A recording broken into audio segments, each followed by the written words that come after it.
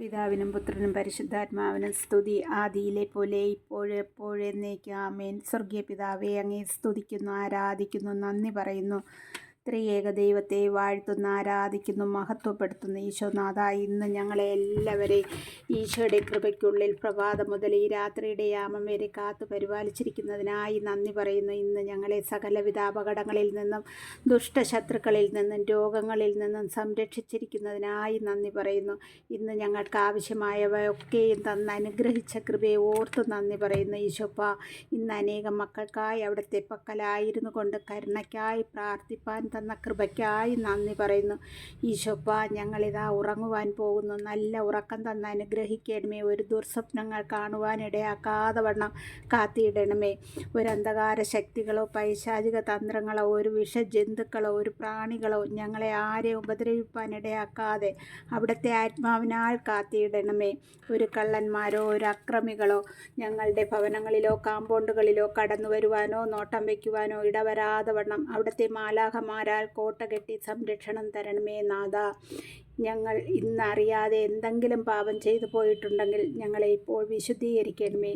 ഈ രാത്രിയിൽ ഞങ്ങളെ ആരെങ്കിലും ഈ ഭൂമിയിൽ നിന്ന് മാറ്റപ്പെടുകയാണെങ്കിൽ ഞങ്ങളെ വിശുദ്ധിയുള്ളവരാക്കി മാറ്റണമേ. അപ്പാ, നമുക്ക് ഒരു തിരുവചനം വായിക്കാം. വായിക്കുന്ന തിരുവചനം കിടക്കയിലിരുന്ന് ധ്യാനിക്കാം. നാളെ ഒരു ദിവസം നമുക്ക് ദൈവം ഒരുക്കുന്നെങ്കിൽ നല്ല ദിനമായിരിക്കാൻ പ്രാർത്ഥിക്കാം. കിടക്കയുടെ 4 ചുറ്റും കുരിശടയാളം വരയ്ക്കണം. ഈശോയുടെ കുരിശിൻ്റെ മഹിമ നമ്മൾ ഓരോ ദിനവും ഓർക്കണം. ഈശോയുടെ പീഡാസഹനം ഓർക്കണം. ആമേൻ. യാക്കോബ് ശ്ലീഹ എഴുതിയ ലേഖനത്തിൽ നിന്ന് 4-ാം അധ്യായം 1 മുതലുള്ള വാക്യങ്ങൾ. നിങ്ങളുടെ ഇടയിൽ തർക്കങ്ങളും ഏറ്റുമുട്ടലുകളും ഉണ്ടാകുന്നത് എങ്ങനെയാണ്? നിങ്ങളുടെ അവയവങ്ങളിൽ പോരാടിക്കൊണ്ടിരിക്കുന്ന ദുരാശകളിൽ നിന്നല്ലേ അവ ഉണ്ടാകുന്നത്? നിങ്ങൾ ആഗ്രഹിക്കുന്നത് നിങ്ങൾക്ക് ലഭിക്കുന്നില്ല. നിങ്ങൾ കൊല്ലുകയും അസൂയപ്പെടുകയും ചെയ്യുന്നു, എന്നാൽ നിങ്ങൾക്കൊന്നും ലഭിക്കുന്നില്ല. നിങ്ങൾ വഴക്കിടുകയും യുദ്ധം ചെയ്യുകയും ചെയ്യുന്നു. നിങ്ങൾ ആവശ്യപ്പെടുന്നില്ല, അതിനാൽ നിങ്ങൾക്ക് ലഭിക്കുന്നില്ല.